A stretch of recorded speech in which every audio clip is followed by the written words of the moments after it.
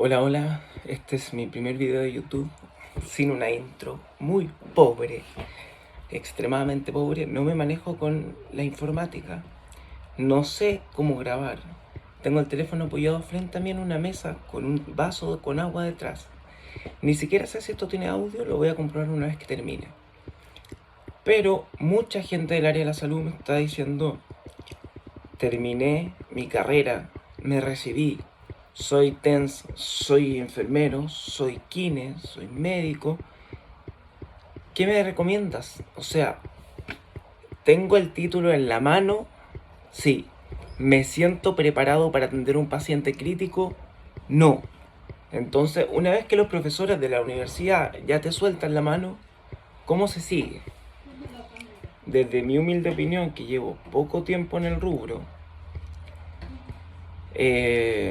formándose, invirtiendo tiempo, estudio y plata. El pregrado, si bien te forma como profesional, obviamente necesitas una base para entender todo lo que viene a posterior. Ahora, el día que tú estés frente a un paciente crítico, hemodinámicamente inestable, que tengas que tomar decisiones, que esas decisiones cambien el transcurso, el panorama de la película que tienes al frente, ¿cómo me enfrento a eso con las herramientas de la universidad? Probablemente sí y no. Porque con las herramientas del pregrado no estás listo para enfrentarte a un reanimador. No estás listo para enfrentarte a un paciente en paro. Por más que lo hayas visto, por más que hayan pasado la droga. Otra cosa es con guitarra. Entonces, ustedes me preguntan a mí, en todos los servicios de urgencia del país, por ley se debiera exigir mínimo BLS y ACLS. O sea, el Basic Life Support y el abordaje cardiovascular avanzado. Son los dos tópicos que se deben manejar de libro. ¿Todo paciente crítico está en paro? No. Preparo también tenemos que saber abordar a un paciente. Tenemos que saber reconocer una acidosis. ¿Cómo tratamos a un paciente acidótico? ¿Qué le podemos pasar a ese paciente? ¿Qué cosas de la reanimación le pueden generar mayor acidosis? ¿Lo estoy mejorando? ¿Lo estoy empeorando? Tengo una presión arterial baja, le estoy metiendo líquidos para aumentarla. ¿Es necesario meterle líquidos para aumentar esa presión arterial? ¿La presión arterial que tengo es por hipovolemia? ¿Es por pérdidas sanguíneas? ¿Es por vasodilatación? Todas esas cosas tienen que manejarse, porque si es un paciente que tiene pérdida de sangre cuantificada, un traumatismo con pérdida de elementos formes, que tiene pérdida de plaqueta, que tiene pérdida de transportador de oxígeno, o sea, tiene pérdida de glóbulo rojo, esa hemoglobina está baja. Eso se traduce también en un shock, está hipotenso. Veo el monitor y está hipotenso. La primera respuesta de cualquier personal de salud sería: metámosle agua, o sea, metámosle volumen, metámosle solución fisiológica. Tenemos que aumentar esa precarga para que la bomba pueda seguir funcionando. Flaco favor le haríamos al paciente, porque puede ser que ese paciente necesite elementos formes, necesite hemoglobina para transportar oxígeno. No va a tener cómo transportar ese oxígeno que se está perdiendo porque no tiene el transportador, porque la hemoglobina, el glóbulo rojo, lo pierde y lo pierde y lo pierde. ¿Qué hago yo? Le meto agua. Claro, aumento esa volemia. Momentáneamente a lo mejor aumento esa presión arterial, pero el paciente pierde más glóbulo rojo, pierde más elementos formes, pierde más plaqueta, pierde más plasma. Por tanto, el paciente probablemente no se vaya a beneficiar, y es más, le vamos a empeorar esa anemia. Por lo tanto, el paciente le vamos a poner un oxígeno, pero ese oxígeno a nivel del intercambio gaseoso, a nivel del alveolo, no va a tener cómo ser transportado, porque el glóbulo rojo ya lo viene perdiendo por sangre, y eso sumado a que le estamos metiendo líquido que contribuye más aún a hemodiluir lo que queda. Entonces, si tenemos un paciente, por ejemplo, un gran quemado, este teléfono se está cayendo y probablemente se caiga contra la mesa. Cero producción. Ahora, si alguien me está viendo, gente del área que se maneje en lo que es la producción, bienvenido sea. Se me va a caer el teléfono. ¿Qué le iba a decir? Sí, vamos a volver a la parte médica.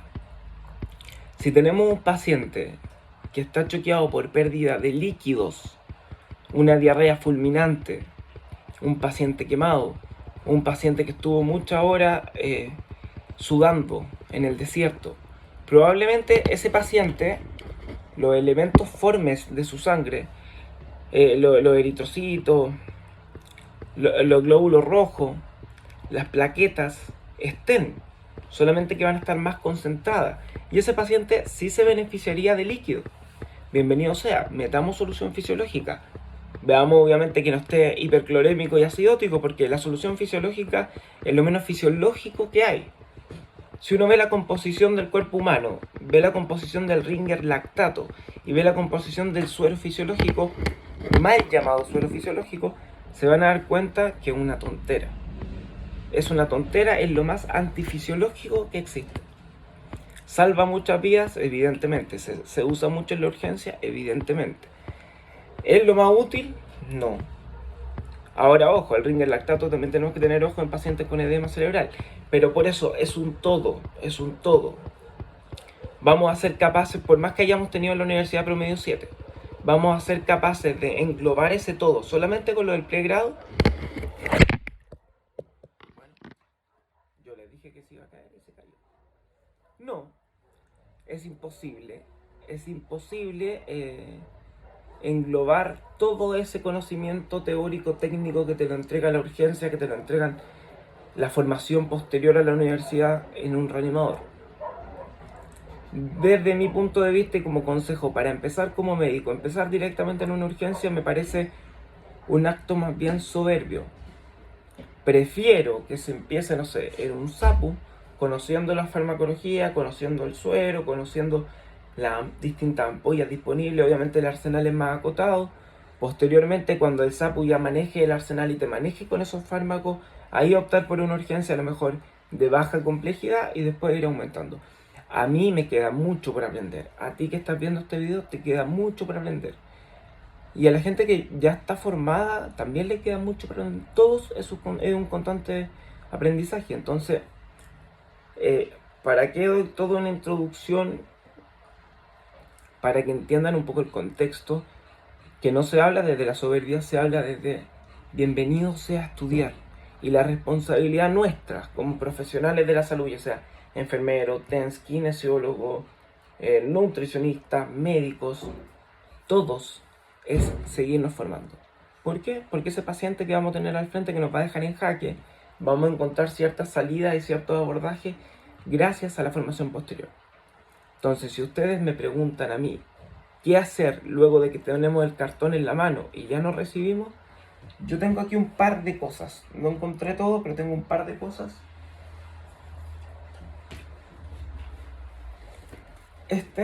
El PHTLS, si no me equivoco, es la 9ª edición. Sí, 9ª edición. Es una excelente guía de piloto de avión. ¿Qué quiere decir? ¿Te explica todo? No. Es un curso que está excelentemente bien diseñado, que tiene una estructura en 2 días, una carga horaria bien distribuida. Está diseñado para kines, para enfermeros, para técnicos en enfermería y para médicos. Para médicos. Y también para paramédicos. ¿Ah? Para que no se confundan. Te enseña mucho el abordaje prehospitalario. Te enseña mucho qué hago yo ahora para que ese paciente no se muera. Después, luego en el intrahospitalario, el médico que me recibe, ya, Dios ilumina tus manos. Ese es el abordaje del PHTLS, es el prehospitalario. Trauma Life Support. TLS. PH prehospitalario, TLS, Trauma Life Support. O sea, es el abordaje prehospitalario del trauma para llevarlo, agarrarlo, tomarlo y que llegue vivo. Y ustedes me van a decir, ¿y para qué quiero eso yo si yo trabajo en el hospital? Bueno, porque sabiendo un buen abordaje prehospitalario, sabiendo las medidas iniciales de ese paciente en trauma, obviamente las va a poner en práctica, porque no siempre el paciente te va a llegar bien estricado, con un collar, inmovilizado, con vías permeables, ¿ah? con un control de la hemodinamia, con una sospecha diagnóstica, con un neumotórax a tensión ya puncionado, con un hemoneumotórax, con un tubo pleural. A veces el paciente te lo va a tomar don Carlos en la calle y te va a llegar en una camioneta. Por lo tanto, el PHTLS te sirve tanto para el prehospitalario como para la gente que trabaja intrahospitalario. El manejo correcto de la vía aérea, cómo abordar un posible trauma cervical, cómo reposicionar la vía aérea, sin asegurar la vía aérea, no estoy hablando de intubar, solamente con posicionar la vía aérea de una forma correcta, ustedes ya pueden hacer que ese paciente que se estaba ahogando ventile. Por lo tanto, no tiene ningún sentido de sobrecargarlo de materia y que ustedes digan a lo mejor, ah, pero yo soy TENS, y como TENS a lo mejor esos son temas muy médicos. No, son temas que todos, transversalmente, si somos responsables para trabajar en la urgencia, tenemos que manejar. Por lo tanto, un paciente que tiene una... Quiero que visualicen esto conmigo. Un paciente que tiene una fractura expuesta. Esa fractura expuesta tiene una laceración de la arteria está haciendo así. O es una laceración exsanguinante. Ustedes van a decir A, B, C, D, E, lo que aprendí en el pregrado. A, vía aérea, B, ventilación, C. Y resulta que el paciente ya se murió de un choque hipovolémico. ¿Por qué? Porque no detuvimos la hemorragia. ¿Me entienden? A lo mejor ese mismo paciente sin hemorragia está con un compromiso de conciencia y nosotros nos enfocamos en lo que vemos medio fracturado. ¿Ok? Entonces, claro, vemos que está todo choco para abajo y dicen, este paciente está fracturado, las fracturas lo van a matar. Y resulta que el paciente estaba con pérdida de conciencia, mal posicionado y no estaba ventilando. Y nosotros enfocados en la parte que se ve bien traumática, y resulta que con solo reposicionar la vía aérea, a lo mejor hiperextender mandíbula, reposicionando el cuello con mucho cuidado, siempre cuando uno visualiza un contexto de una lesión cervical debe tener cuidado, ¿me entienden? Pero solamente con maniobras de reposicionamiento podemos hacer que ese paciente ventile y que no se muera ahogado. Porque de qué me sirve tratar de enfocarme en la fractura que le veo acá abajo que me está asustando si el paciente no está ventilando y se me va a morir de hipoxia, ¿me entienden? Entonces, PHTLS transversal, para médicos, para TENS, para todos. Bienvenido sea. Es un manual y es larguísimo, ¿eh? Ustedes lo ven, miren. Es gigante. Pero está tan bien ilustrado: abordaje del paciente quemado, la reposición de volumen, cómo conocer ciertos tipos de trauma, la cinemática del trauma, que es muy importante. Uno puede ver un auto que dice, ah, mira, el auto está intacto, no le pasó nada. Pero ese auto intacto justamente no absorbió la energía del impacto y el cuerpo del piloto está destrozado. ¿Ah? La utilización correcta de los torniquetes. Ese mito de no, el torniquete no se usa porque el paciente, si usamos torniquete, va a perder el miembro. ¿Ah? Antiguamente, y no tan antiguamente, se decía eso. Resulta que se comprobó que obviamente con cierto límite de horas que también van a conocer acá, tienen que ir soltando el torniquete, volviendo a apretarlo cuando son traslados muy largos. Pero ese torniquete, al contrario de lo que se cree, en vez de amputarte el miembro, lo que va a hacer es salvarte la vida. ¿Por qué? Porque te va a cortar la hemorragia, la compresión directa de la hemorragia también. ¿Cómo comprimir una herida? ¿Cómo poner los apósitos? ¿Qué hacer? ¿Retiro el apósito? ¿No lo retiro? Traumatismos penetrantes. ¿Saco el objeto penetrante? ¿No lo saco? ¿Lo inmovilizo? ¿Traslado con el objeto dentro? Todo eso, bienvenido sea. Abordajes de la vía aérea.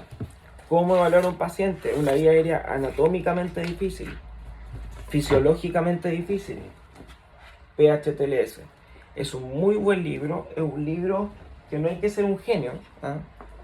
Ahí está del NIMT, el cartoncito. Aquí está la certificación de la credencial. PHTLS es un curso que no hay que ser genio para entenderlo, no hay que ser un prodigio, y las herramientas que te entregan, de verdad que uno dice, bienvenido sea, bienvenido sea. Yo por cosas de la vida, cuando hice el PHTLS no tenía el libro, lo leí después, primero rendí los exámenes, después leí el libro. Así que, de verdad le digo, háganlo. Háganlo, háganlo, háganlo.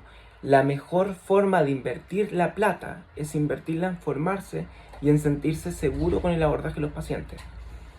Y a lo mejor usted me puede estar viendo a alguien que sea TENS y dice, bueno, pero la responsabilidad tampoco va tanto en mí porque siempre va a estar el médico. Y ojo que no es así, porque muchas veces en los móviles ustedes van a ser el personal sanitario a cargo. Van a estar ustedes como TENS y el conductor. Y quién va a tener que estricar, quién va a tener que asegurar esa vía aérea, quién va a tener que posicionar esa vía aérea, son ustedes.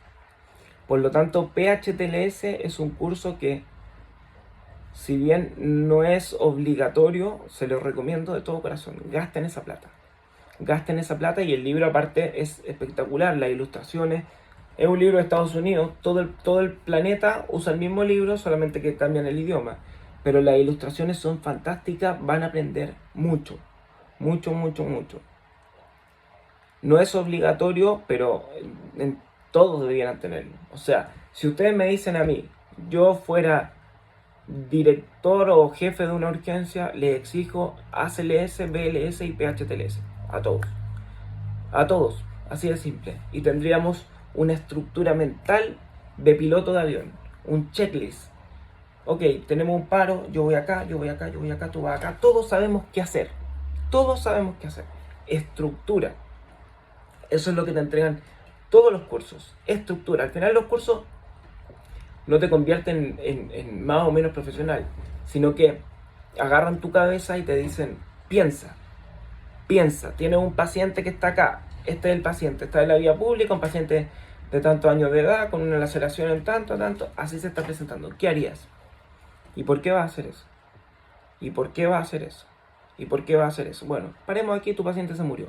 ¿Por qué? Y sí, tu paciente se murió porque mira, te saltaste a este punto, pero te faltó esto. Hipoxia. Te fuiste a este punto, pero no lo abrigaste. Hipotermia. Está este punto. ¿Me entiendes? O sea, todo te enseñan a estructurar el pensamiento. Y eso es lo que uno necesita en urgencia. Un pensamiento estructurado, ser un piloto de avión. Tú eres un piloto de avión que va a iniciar el despegue y sacas un checklist donde empieza motor, turbina, luces, ¿verdad? Es un ejemplo, ¿ah? Pero uno entra al reanimador y es lo mismo. Vía aérea, ventilación, circulación, déficit neurológico. Le hicieron hemogluco. A lo mejor todo esto que estamos haciendo y el paciente tiene 35 de hemoglucotest y un compromiso de conciencia por hipoglicemia. A lo mejor. Entonces, toda esa estructura te lo entrega. Y eso con PHTLS. Podríamos hablar 3 horas porque es un libro muy completo y es gigante. El otro, ACLS, este si no me equivoco es del año 2020. A ver. American Heart Association. 2020, este es del 2020. ¿Qué les puedo decir? El ACLS, hay gente que lo critica, hay gente que no lo critica, tiene sus modificaciones, cada 5 años más o menos se van cambiando las cosas, pero la piedra angular. Para trabajar en urgencia yo creo que hay que tener el ACLS sí o sí. Tiene una certificación por 2 años y cada 2 años uno lo tiene que ir renovando. Me parece perfecto porque uno también el aprendizaje y la parte técnica también tiene una vida media, como los fármacos, que va bajando. Ahora, obviamente en el día a día uno va perfeccionando ciertas cosas, pero el ACLS es fundamental. ¿Por qué? Porque reconocer los ritmos de paro es lo lógico. O sea, nosotros si tenemos una taquicardia ventricular sin pulso o una fibrilación ventricular, ok, vamos a usar el desfibrilador, son ritmos desfibrilables. No cardiovertibles, desfibrilables, que no es lo mismo. La cardioversión se sincroniza el R con el R y una vez que esté sincronizado, la desfibrilación es una descarga rápida en cualquier momento del ciclo. Entonces, tenemos ritmos desfibrilables y no desfibrilables. Taquicardia ventricular sin pulso Ojo, taquicardia ventricular sin pulso. Tenemos taquicardia ventricular con pulso, que no es un paciente en paro, es un paciente con taquicardia ventricular con pulso. Asistolía, la línea plana y la actividad eléctrica sin pulso. ¿Qué quiere decir? Podemos ver cualquier actividad eléctrica que no sea las que ya mencionamos y resulta que decimos, pero tiene actividad eléctrica, el paciente está joya. A ver, no, no está tan joya. Actividad eléctrica sin pulso, ritmo no desfibrilable. Ahora, me va a decir, ¿y para eso quiere que haga el ACLS? No, en realidad te muestra el abordaje y el qué hacer y el cuándo hacer. ¿Ok? Por ejemplo, la adrenalina al principio. Si el paciente requiere adrenalina, vamos con 1 miligramo de adrenalina ahora. Ahora y después empezamos el ciclo. Y cada 2 ciclos, por eso es muy importante que esto sea como piloto de avión.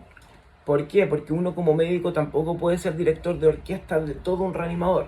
Entonces, si es que todo el mundo en la urgencia hace PHTLS, ACLS, BLS, van a saber dónde ponerse. Yo voy en vía venosa, yo voy en compresiones y me intercambio con vía aérea, obviamente para que sean unas compresiones efectivas. Yo voy en la pizarra, muy importante el de la pizarra, ir anotando en qué ciclo estamos, qué fármacos se le ha pasado. El del reloj puede ser el mismo que el de la pizarra, idealmente ojalá que sea otro. Así va diciendo, quedan 10 segundos, ok, y todos saben que en 10 segundos, si vamos a tener el segundo ciclo, vamos a analizar pulso y ritmo. El paciente sigue en paro, ok, se continúa. Y ver el ritmo, porque si estábamos en un ritmo desfibrilable, ok, es una cosa, tenemos que ir desfibrilando, tenemos que utilizar amiodarona, 300, 150, bueno, eso lo van a ver ahí, esto no es un curso. ¿Y qué pasa si pasamos de un ritmo desfibrilable a un no desfibrilable? Cambian los abordajes. ¿Qué pasa si pasamos de un ritmo no desfibrilable a un desfibrilable? Cambian los abordajes. ¿Qué pasa si pasamos de un paciente en paro a un paciente con pulso y le seguimos comprimiendo sin analizar ritmo y frecuencia? Flaco favor le vamos a hacer, porque el compadre como que en su subconsciente va a decir ya volví, paren, ya volví, y nosotros ahí samba canuta metiendo la adrenalina y sigamos con las compresiones. Entonces, vuelvo a insistir, el ACLS es el abordaje farmacológico del paciente en paro, pero también con un checklist, también te ayuda a pensar, ¿qué me puso este paciente encima de la mesa en paro? 6H, 6T, hidrogeniones, hipohipercalemia, acidosis, trastorno del potasio. Está el potasio alto, está el potasio bajo, hipoglicemia. Hagámosle un hemogluco. Tal vez tiene una... No sé si estamos acá, me salió batería baja. Creo que seguimos aquí. Hagámosle un hemogluco. Hipohipercalemia, hipotermia. El paciente no está muerto hasta que no esté caliente y muerto. Imagínense, a lo mejor es una hipotermia la causa. Entonces, las T, tóxico, consumió algo el paciente, trauma. A lo mejor un traumatismo lacerante, un accidente de tránsito, un golpe, una ruptura hepática, ecofast. Podríamos hacer una eco rápida para ver si está sangrando en algún punto.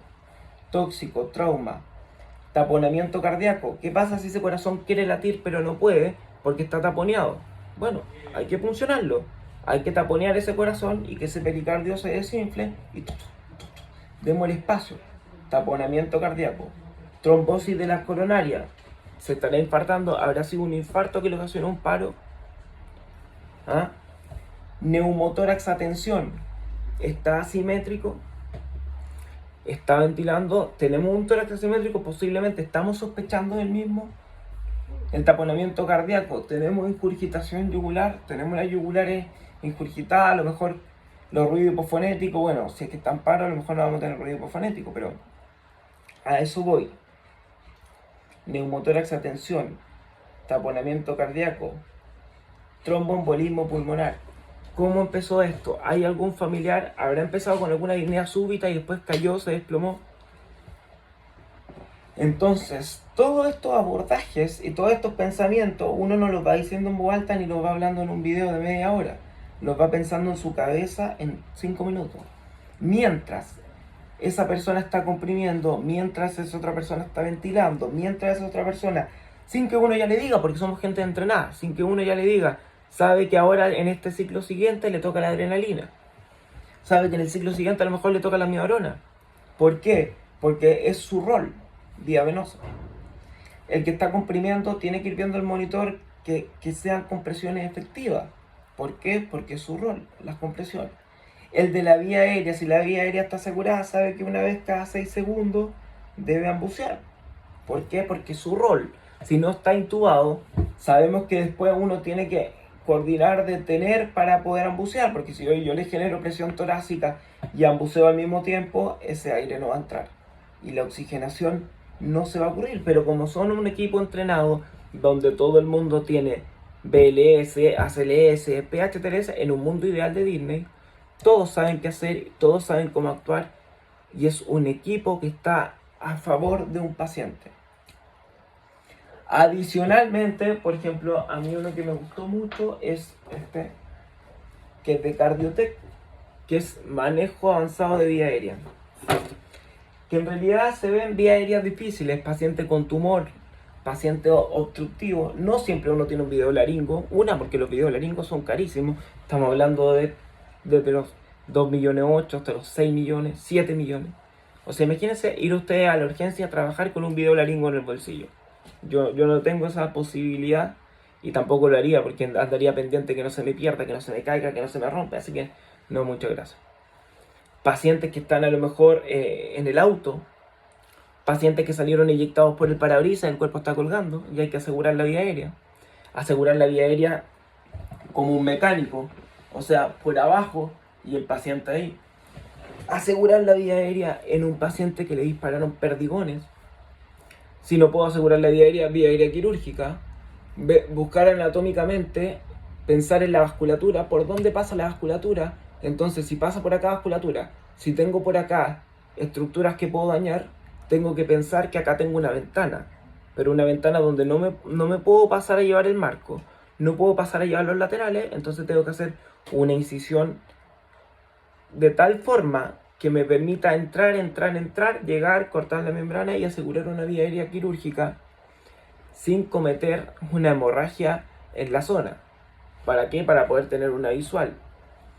A lo mejor en una intubación retrógrada a lo mejor puedo ser un poco más MacGyver. Puedo tratar de intubar retrógradamente, llegar, meter el tubo. ¿Cómo usar el buggy a mi favor? Uso el buggy. Ahora, si ustedes dicen, sí, pero es que se demostró que usando el cable guía me demoro 35 segundos, 40 segundos más en intubar. Ya, pero yo te pregunto, ¿será mejor demorarse 35 40 segundos más, pero que sea una intubación efectiva la primera? ¿O demorarse 40 segundos menos y a lo mejor irme al esófago y estar ambuceando el estómago? Todo eso se aprende en el manejo avanzado de la vía aérea. Los fármacos también de la secuencia de intubación rápida. No es lo mismo el etomidato que la ketamina. No se casen con, es que yo me sé estos 3 fármacos con estas 3 dosis, entonces suxi, etomidato y de premedicación, ¿qué le vamos a pasar? Fenta. Ya, fentanil de premedicación, después etomidato, después lo bloqueamos con suxi. A todos con lo mismo, Dale que dale. No, porque los fármacos de la vía aérea no son una receta de cocina. Tenemos que estructurarlo y armarlo según cada paciente. Ya, si bien por ejemplo el etomidato es muy cardioestable, pero te quita un drive importante que es el dolor. Y al quitarte ese drive del dolor, igual el paciente va a tender a hipotensarse. ¿Me entienden? Va a tender a hipotensarse porque ese dolor que lo mantenía como función de droga vasoactiva ya no está. Lo mismo pasa con, por ejemplo, la succinilcolina. Hay casos registrados de hipertermia maligna, aumenta el potasio 0,5. Entonces, si tenemos un paciente, un gran quemados, si tenemos un paciente con una plejía, un paciente que está postrado, un paciente con una rhabdomiólisis, un paciente donde yo estoy sospechando que ya tiene una hipercalemia, a lo mejor al usar succinilcolina, ese 0,5 que me aumenta la calemia, laboratoriamente hablando, es muy dañino para el paciente. Y va a ser una hipercalemia tóxica que le va a generar una arritmia. Entonces, la ketamina perfecto fármaco que te mantiene un drive respiratorio. En este caso no importa, porque si lo estamos usando por una secuencia de intubación rápida, ¿qué me importa a mí que me mantenga el drive respiratorio? Eso sí, genera una taquicardia refleja y un aumento de la presión arterial. Eso quiere decir que si el paciente a lo mejor está muy hipotenso, bueno, bienvenido sea ese pequeño drive que me pueda mantener, ¿ok? Ahora, ¿es fundamental ese drive que me da la ketamina? ¿Va a cambiar mucho las cosas? No, pero tenemos que saber qué ocurre. ¿Por qué? Porque si tenemos un corazón dañado, tenemos un corazón que está mal perfundido, con esa taquicardia refleja, por lo tanto el músculo cardíaco consume, si genera taquicardia, el músculo cardíaco necesita que las coronarias lo perfundan más, porque necesita mayor consumo de oxígeno. Si tenemos un corazón que está fallando, ¿la ketamina será la mejor opción? Evidentemente no, porque voy a aumentar el consumo de oxígeno. Mejor vamos con el etomidato, que es más cardioestable. Entonces, ¿a qué es lo que voy? Sigan estudiando siempre. De hecho, mira, yo tengo acá al lado el computador. Acá. El computador. Yo estoy estudiando. ¿Me estoy volviendo loco, así como estudiando, lleno de papeles? No. Pero dedíquenle 2 horas al día a estudiar. Porque los pacientes se lo merecen. Porque tu formación tiene que seguir. Lamentablemente elegiste el área de la salud. No quiero menospreciar otras áreas, pero esta área puntualmente uno siempre tiene que ir estudiando. Y el ACLS que tengo yo ahora en mi cabeza, en 5 años más se va a modificar. Y el PHTLS, novena edición, el 10ª edición, se va a modificar. Entonces, esto es un constante ir y venir en los mares del estudio de la medicina. Bueno, me despido. Perdón si algo no les gusta. Yo sé que no tengo introducción. Yo sé que este video es horrible. Se me cayó el teléfono. Estoy apoyado en una taza. Es nefasto. Les pido perdón. Voy a mejorar. Si hay alguien que sepa de puesta en escena y todo eso, y si hay algo médicamente que no están de acuerdo conmigo de lo que dije, también bienvenido sea, porque a diferencia de a lo mejor gente que crea contenido para internet, estudian y hacen como buscan la información que van a decir y lo anotan en un papel y dicen voy a decir esto otro, voy a decir... Yo no. Se me abrió no sé qué cosa. Entonces, claro, les pido perdón por la mala puesta en escena. Ni siquiera, imagínense, después de media hora tal vez nada de esto se escuchó. Pero, en fin. Les mando un abrazo, estudien, cuídense mucho. Chau.